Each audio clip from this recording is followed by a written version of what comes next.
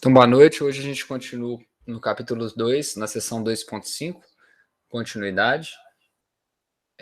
Na sessão anterior, né, a gente viu uma definição mais precisa do limite, onde a gente escolhia uma janela, né, no eixo do domínio, que seria em torno de um ponto que a gente vai verificar o limite, né, que a gente chamou de uma distância delta, né, desse domínio, e aí essa janela desse domínio gera uma janela na nossa imagem, que seria onde o limite é definido. E aí uma forma de você provar que um limite existe seria você pegar qual que é a janela dessa imagem, ver qual que é a faixa de variação que você quer em torno daquele ponto, né, se é de 0,1, 0,2, e descobrir qual que é a janela do domínio que vai ter a definição daquele limite. Se existir, né, se você conseguir comparar a função original dentro daquela janela com... vocês estão vendo? Não? Está sem apresentação? Acho que alguém comentou aí. Para mim está aparecendo. Vou passar o slide aqui e ver se está dando aí. Então, hoje a gente vai estudar a continuidade de um limite, que quando, né, que esse limite vai ser contínuo dentro de uma função. Então, um limite de uma função, quando x tende a A, pode ser encontrado calculando o valor da função em A. Né? Então, funções com essa propriedade são chamadas de contínuas em A. Então, a gente vai ver que a definição matemática dessa continuidade tem uma correspondência próxima, né, ao significado da palavra continuidade do uso comum mesmo, né, de ser contínuo. Então, é aquele que ocorre sem interrupções, né, ou sem mudanças abruptas. Então, na definição que a gente teria para isso, seria uma função f é contínua em um número A, se o limite dessa função com x tendendo a A for igual ao valor dessa função no ponto A. Ou seja, o ponto A tem que existir na função, né? Diferente do que a gente viu antes, né? Quando ele não é contínuo, ele não precisa chegar ao número, mas a gente pode avaliar o limite próximo desse número A pela esquerda e pela direita. Agora, se o limite for o mesmo valor da função naquele ponto, significa que a função é contínua. Então, de acordo com a definição 1, implicitamente, três coisas, né, devem acontecer para a continuidade da função em A. Primeiro, a função está definida em A, né? Ou seja, se você for lá e pegar o domínio em A, existiu uma imagem f, o limite existir, né, de f de x com x tendendo a A, e o limite de f de x com x tendendo a A ser igual à função no ponto A. Né, a gente viu que quando a gente tem um salto, um intervalo aberto, né, nessa função, muitas vezes o limite tende a um valor, mas o valor da função naquele ponto é outro valor que é definido. Então, para ser contínua a função, além de existir o limite, ela tem que ser igual ao valor da função naquele ponto. Então, pela definição, né, f é contínua em A se f de x tende a f de A quando x tende a A. Então, essa função contínua tem a propriedade que uma pequena mudança em x muda apenas uma pequena alteração em f de x, porque ela é contínua. Então, a alteração em f de x pode ser mantida tão pequena quanto a gente quer, se a variação em x for suficientemente pequena. Então, se variar pouco em x, vai variar pouco em f de x. Né? Então, se f está definido próximo de A, ou seja, está definido um intervalo aberto contendo A, exceto possivelmente em A, mas isso aqui é mais geral, né? Então a gente fala que f é descontínua em A, se ele não estiver contando A. E que f tem uma descontinuidade em A. Nesse caso, né, f não é contínua em A. Geralmente os fenômenos físicos são contínuos, o deslocamento ou a velocidade de um veículo varia continuamente com o tempo, como a altura das pessoas, mas pode acontecer descontinuidades como na corrente elétrica. Né? Você pode ter uma corrente, por exemplo, alternada, que está ali variando o seu valor. Né? Então, geometricamente, pode-se pensar em uma função contínua como todo número entre um intervalo de uma função cujo o gráfico não se quebra. Né? Você não tem nenhum buraco, intervalo aberto ou descontinuidade desse gráfico. Né? Então, você poderia desenhar esse gráfico, imaginar aí, né, sem tirar o lápis do papel. Então, em quais números do gráfico, né, ou seja, posições aqui, né, em x, f é descontínua. E por quê? Vocês querem sugerir? Onde que vocês acham que é f descontínuo? Na da direita aqui, essa que tá mais acima? Na função. A função é isso tudo. A função ela não está escrita, né? Mas o gráfico dela é isso que está sendo mostrado. De azul. Tudo que está de azul aí é a função. E ela, Tem que obviamente, falar. Não, ela é tem que falar definida os por números, partes. né? Falar os números em x que ela é descontínua. Professor, eu acho que ela é descontínua em x valendo 1, porque ela não tem uma imagem definida quando x é 1. E Isso. ela é descontínua em 3, porque eu... Calma, eu não sei se eu vou saber explicar direito, não. Mas eu acho que é porque o limite dela não é o mesmo que o valor de f de x Em 3. Perfeito. em 3. Isso. É isso mesmo. É isso, né? E ali no 5, Mesma coisa. a mesma coisa. Isso mesmo. Então, tem uma descontinuidade quando A é igual a 1, porque o gráfico tem um buraco, né? Então é descontínuo em 1, porque f de 1 não está definido, igual você falou, não vai ter a imagem. E vai ter uma quebra em A igual a 3, porque f de 3 está definida, mas o limite não existe, porque ela tem valores diferentes de cada lado, né? Se vier pela esquerda ou pela direita. Então o limite não existe. E então f é descontínua em 3 e também em 5, igual você falou bem, porque o limite direito e esquerdo também não apesar, né, do limite direito e esquerdo serem iguais, né, a gente tem que o limite da função não é igual ao valor da função naquele ponto, né? E foi o que você disse também. Perfeito. Então, logo a f é descontínua em 5. Então, a gente está observando graficamente, isso depois vai poder ser feito com aquela mesma forma que a gente fez na aula anterior, pegando variações, né, em torno do intervalo que você quer observar e vendo se ele vai ser contínuo ou não, ou se vai ter imagem, né?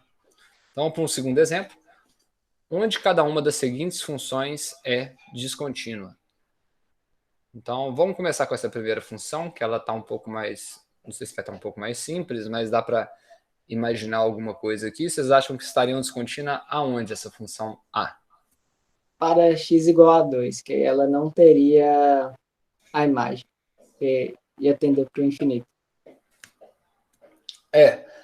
Mas daria para a gente talvez, né? E no primeiro momento seria x igual a 2 também, mas a gente poderia imaginar se essa parte superior aqui poderia abrir em duas raízes, né?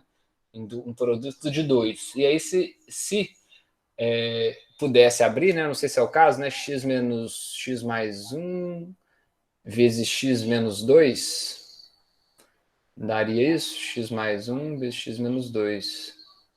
Sim.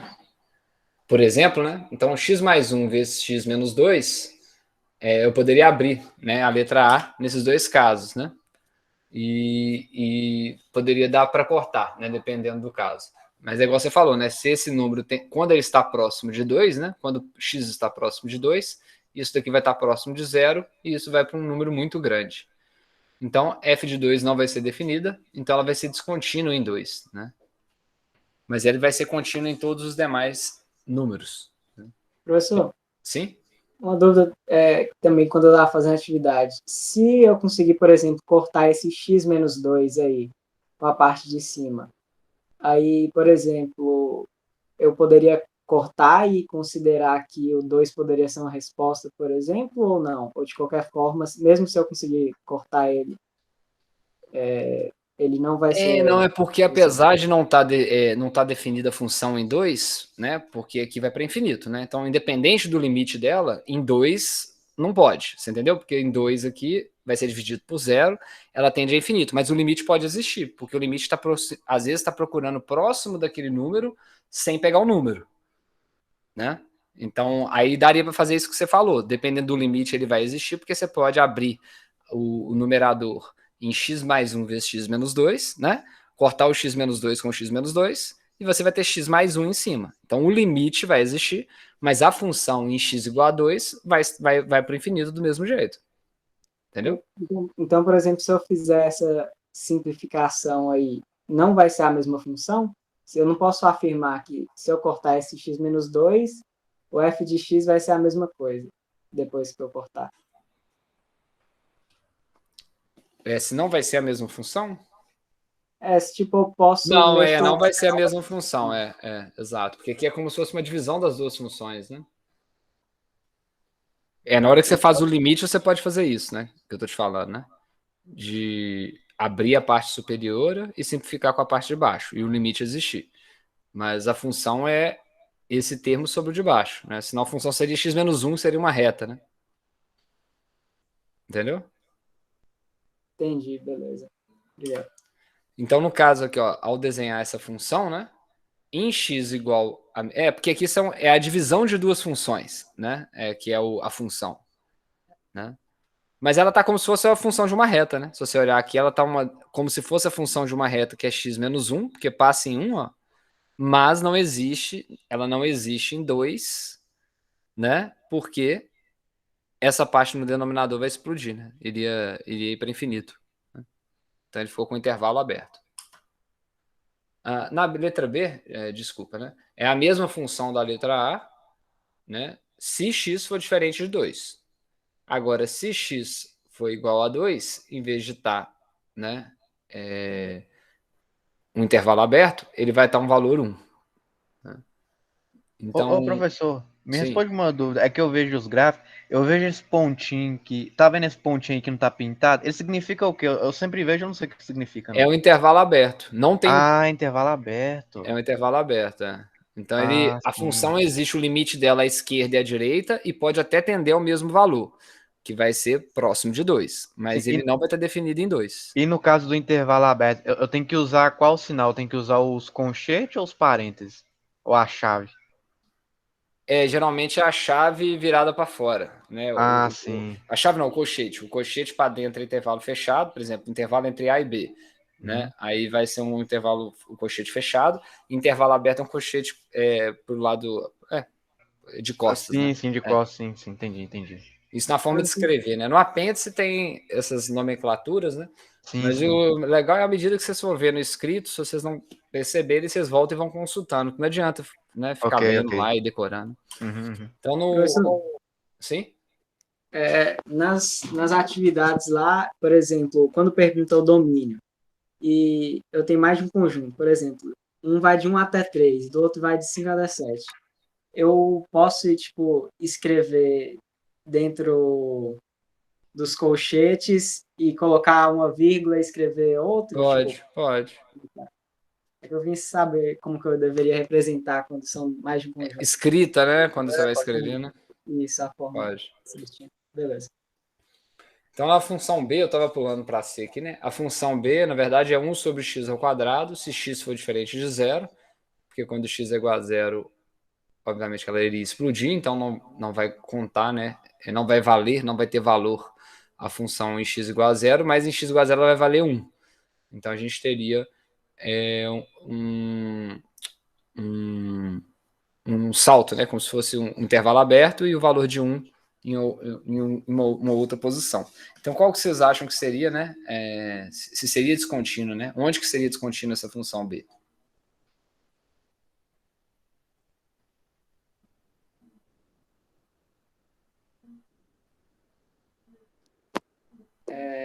Seria quando x é igual a zero. Isso.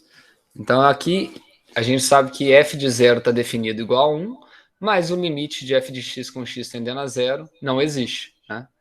Então, f é descontínuo em zero. Exatamente. Aqui é o exemplo, né? Então, em zero ela vale 1, igual está aqui, mas ela é descontínua em zero porque ela tem uma abertura, né? Ela tem uma descontinuidade mesmo. Na letra C, então, é a mesma da letra A, só muda que agora em x diferente de 2, essa função existe, e aí agora esse intervalo aberto, na verdade, vai virar 1 quando x for igual a 2, aqui embaixo. Então, vocês acham que vai ser descontínua aonde essa função? Continua quando x igual a 2. Continua, exato. Então, a mesma Professor, coisa, apesar de estar definida e existir, né, a função em 2 agora, que antes não existia, né? Vão fazer o cálculo do limite, que é aquilo que eu falei, né? Quando você vai fazer o limite, você pode fazer essa simplificação, né? Aí ele fez um limite de x tendendo a 2 e viu que ele vai dar, né? Cortando aqui x menos 2 com x menos 2, que ele vai dar 3. Então, se a função não está definida no mesmo ponto com o mesmo valor do limite, né, então ela não é contínua em 2. Né? Então, o limite da função quando x tende a 2 tinha que ser igual ao valor da função em 2 para ela ser contínua. Então, por isso que não é. Na letra D, a função f de x é igual ao módulo. Né? Ela é descontínua, não é descontínua? O que vocês acham? Onde cada uma delas é descontínua? Onde ela seria descontínua? Né? Para mim é contínua. Eu não consigo ver módulo como descontínua, não. É descontínua? Não sei. Ela é descontínua porque não vai ter valor de x negativo, né? Basicamente ele faz que a gente chegou a ver essa função módulo, não sei se vocês lembram, elas tinham pequenos intervalos, né? Onde ela não tendia. Então, a função maior inteiro, né? É engraçado que ele chamou maior inteiro aqui, deve ser a tradução, né? Esse que eu tirei da apresentação deles. Tem descontinuidades em todos os inteiros. Então, talvez a gente não esteja nem reconhecendo esse símbolo dele aqui, viu? Porque para mim era um módulo também. Pois o limite de x tendendo a n de x não existe se n for um inteiro. Então, essa função módulo, por exemplo, né, vamos tentar entender aqui ela, né? Ela tá definida em 0, mas não está definida em 1. Porque em x igual a 1, ela vai valer 1. Em x igual a 2, ela vai valer 2, né? Mas aí eu acho que tem que ver depois o símbolo desse função maior inteiro, né? Porque não está parecendo que é módulo não, né? Porque ele pode assumir valores negativos de x também, né? Então essa função tem as descontinuidades nos números inteiros, nesse caso, né? Por isso que ela não é contínua. Então esse limite de x tendendo a n não existe se n for um número inteiro. Igual que a gente pode ver que o f de x, quando o x tende a 2, ele é diferente da função em 2, que vale 2, e aqui ele daria próximo de 1. Né? Não, a função módulo mesmo, essa aqui é outra função. A gente viu que ela é espelhada, né? Ela faz isso que vocês falaram. Então, se fosse a função módulo em x, significa que para x negativo ou positivo, a imagem é sempre positiva. Então, ela seria um V aqui, né? Ela seria a função x, que seria uma curva de inclinação 1, só que é rebatido essa parte daqui para a parte de cima, né? Aí ele ficaria como se fosse um V aqui, a função módulo. Então, essa é a função maior inteiro. Tá? Eu nem lembro, acho que a gente nem viu essa função, na verdade, o exercício está meio mal feito aqui, a gente não viu ela naquela parte de funções, né? Pelo menos eu não passei para vocês. Mas agora vocês viram que ela só existe. Ela não é definida nos números inteiros, né? Em todos os inteiros. Então, em cada caso, assim? Então, se fosse um módulo, ela seria contínua, né? Se fosse um módulo, ela seria contínua, isso. Ela seria aquele V lá e seria contínua, com certeza. Em cada caso, o gráfico não pode ser feito sem levantar a caneta do papel, pode ter um buraco ou uma interrupção gráfica, né? Então, as descontinuidades da parte A e da parte C, que é aquelas funções iguais, as removíveis, porque a gente pode removê-las redefinindo no F somente no número 2. Está dando de exemplo aqui, né, que a função g de x igual a x mais 1 é contínua.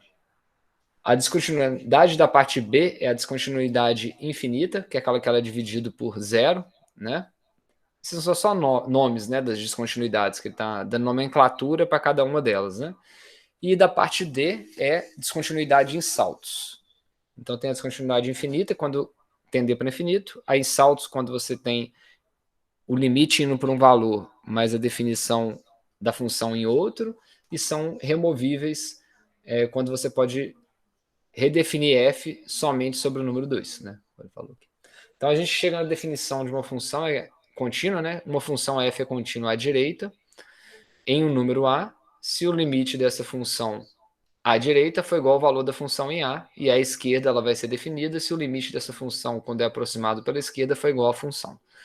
E igual a gente viu, né? Ela vai ser contínua se existir esses dois. A gente não viu, mas talvez ele fale aqui, né? A função f é contínua em intervalo se for contínua em todos os números do intervalo. Então, ela não pode ser definida somente de um lado da extremidade. Então, para ter continuidade, ela tem que cair para o mesmo valor à direita e à esquerda. Então, isso é bem semelhante ao que a gente já tinha visto antes, até para funções descontínuas. Né? Para existir o limite, você tem que ter o limite da esquerda e da direita sendo igual. Né? Para ela ser contínua, ela tem que ser contínua à direita e à esquerda, para existir o limite contínuo no próprio valor de f de A. Então, ao invés de usar as definições 1, 2 e 3, a gente pode usar o próximo teorema, que já mostra como construir as funções contínuas complicadas a partir de simples. Então, se f e g forem contínuas em A, então f e g sendo contínuo em A, e se c for uma constante, então as seguintes funções também são contínuas em A. Então, se f e g é contínuo em A, a soma vai ser contínua em A, o produto vai ser contínuo em A, a diferença delas vai ser contínua em A, o produto de uma dessas funções por C, que é uma constante positiva, também vai ser uma constante, também vai existir, né, vai ser contínua, e a razão dessas funções também vai ser contínua se g dessa função em A for diferente de zero. Então, aquele caso que a gente viu, né, x menos 2 no denominador fazia com que x em A, né, fosse igual a zero, e então ela seria descontínua nesse ponto. Né? Segue do teorema 4 de definição 3 que se f e g forem contínuas no intervalo, então a soma, a diferença, o produto de f por uma constante, o produto entre eles, se g nunca for zero, também o são. Então, isso é o que estava escrito lá. Né? Então, o seguinte teorema foi enunciado utilizando a propriedade da substituição direta. Qualquer polinômio é contínuo em toda parte, ou seja, é contínuo em R de menos a mais infinito. Então, ou seja, é um teorema que vocês podem usar para definir, né, nesse caso, né, a definição de qualquer polinômio. Né? Qualquer função racional é contínua sempre que estiver definida, ou seja, é contínua em seu domínio. Então, para ilustrar esse teorema 5, né, que está aqui, observe o volume de uma esfera varia continuamente com seu raio, pois a fórmula, né, de uma esfera 4/3 de PR ao cubo mostra que V é denominada polinomial de R. Né? Então, é um polinômio aí de grau 3. Né? Da mesma forma, se uma bola for atirada verticalmente no ar, ela vai variar a sua velocidade pela equação, né? 20t, que é a velocidade inicial, menos a gravidade dividido por 2 vezes o tempo ao quadrado. Então, novamente, é uma função polinomial, né, de grau 2. Né? Portanto, né, tanto a altura quanto o volume são funções contínuas, nesse caso aqui é contínua no tempo, e essa é contínua no raio. Né? Resulta que as funções familiares são contínuas em todos os números de seus domínios. Pela forma dos gráficos das funções seno e cosseno, também a gente conjectura que elas são contínuas, né? Que elas têm o formato sem intervalos. Então, sabemos as definições de seno e cosseno, que as coordenadas do ponto P são cosseno de θ e seno de θ. Né? Então, a coordenada no eixo x varia com cosseno, é a projeção, né, dessa posição no eixo x, e o seno, né, seria esse eixo y, é a projeção dessa posição nesse eixo. Então, à medida que θ tende a zero, a gente vê que P tende ao ponto 1, 0, e quando θ tende a 1, a gente tende ao ponto 0, 1. Então, o limite do cosseno de θ quando θ tende a 0 é igual a 1, e o limite de seno de θ quando θ tende a 0 é igual a 0. Isso aí dá para ver aqui, né? Cosseno de 0 é 1, seno de 0 é 0. Uma vez que o cosseno de 0 é 1 e seno de 0 é 0, as equações em 6 asseguram que as funções seno e cosseno são contínuas, né, em torno de 0. As fórmulas de adição para seno e cosseno também podem ser usados e também vão ser contínuos. Então, vale aquelas propriedades, né? A soma, o produto, a divisão e o produto por um número. Então, seguindo da parte 5 do teorema, a tangente de x, onde seno e cosseno, né, são funções contínuas, também vai ser contínua, exceto aonde o cosseno de x é igual a 0, que seria, a gente teria aquelas retas, né, onde ele não teria definição. Então, isso acontece quando x é um múltiplo inteiro ímpar de π sobre 2, e tem essas descontinuidades infinitas, né? E por assim em diante. Então, exceto nesses intervalos, elas vão ser contínuas, né? Elas vão ser contínuas nessa parte em azul, exceto nesses intervalos. Então, a gente vai para o teorema 7. Os tipos de funções contínuas para todo número de seus domínios são polinômios, que a gente viu agora, funções trigonométricas, exponenciais, racionais, raízes, trigonométrica inversa e logaritmo. Todas elas podem ser consideradas. Outra forma de combinar as funções contínuas de f e g para obter novas funções é a função composta, que a gente viu que a gente substitui, né, a função g dentro do valor de x da função f, né? A gente fez essa parte talvez no capítulo 1.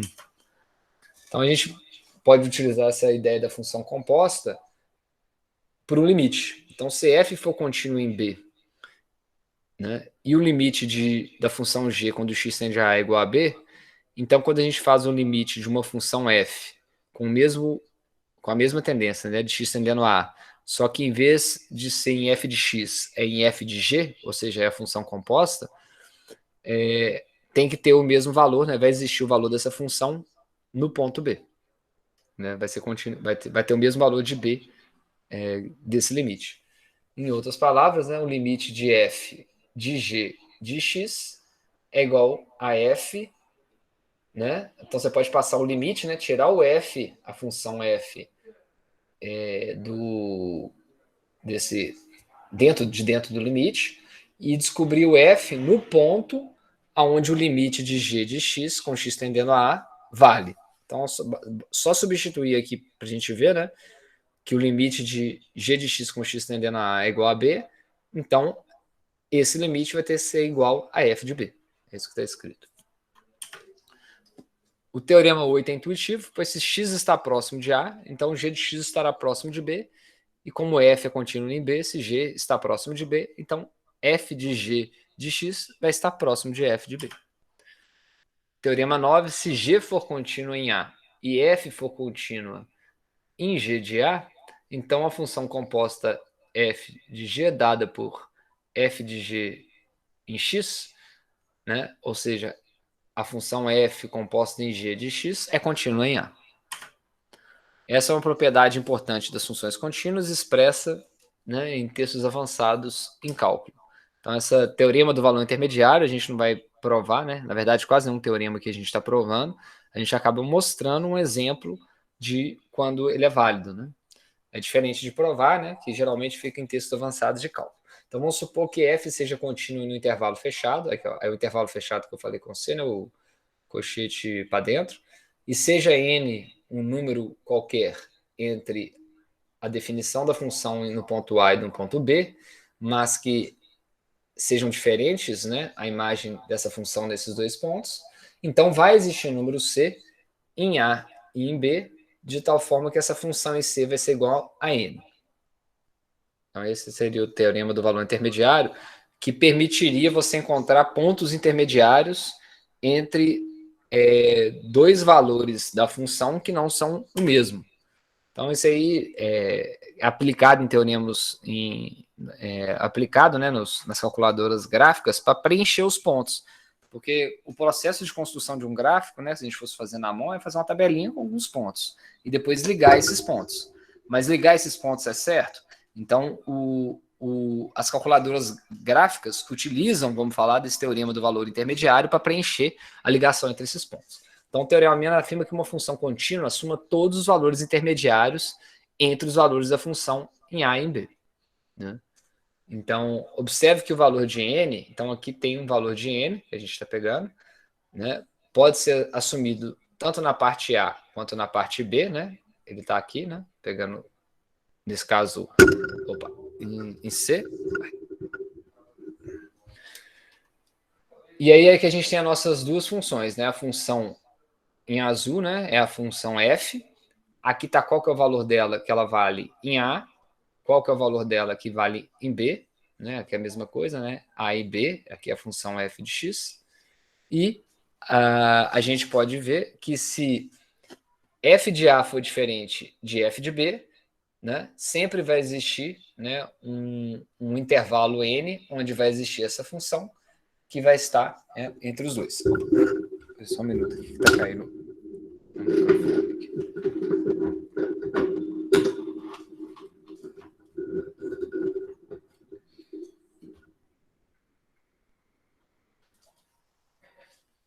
Se a gente pensa numa função contínua, como cujo gráfico não tem saltos ou quebras, então a gente pode pensar que o teorema do valor intermediário é verdadeiro.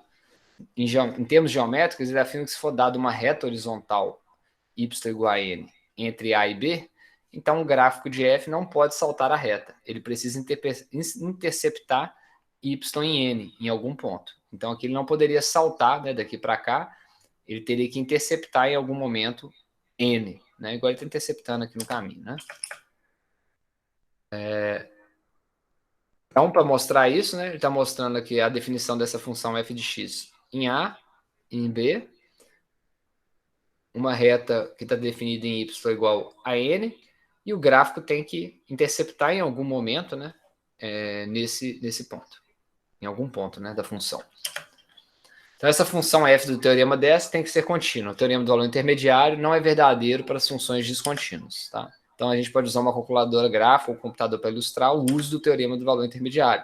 Então, aqui ele está mostrando um gráfico de f numa janela de menos 1 e 3, menos 3 e 3. E o gráfico está cruzando o eixo x no ponto entre 1 e 2. Então, aqui está 1 e 2, né? O gráfico está cruzando nessa região.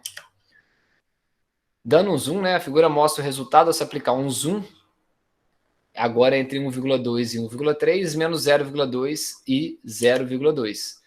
Então, a gente vê que o teorema, né, do valor intermediário está desenvolvendo, né, um papel para funcionar nessas ferramentas gráficas, porque ele está preenchendo, né, esses valores entre esses dois pontos.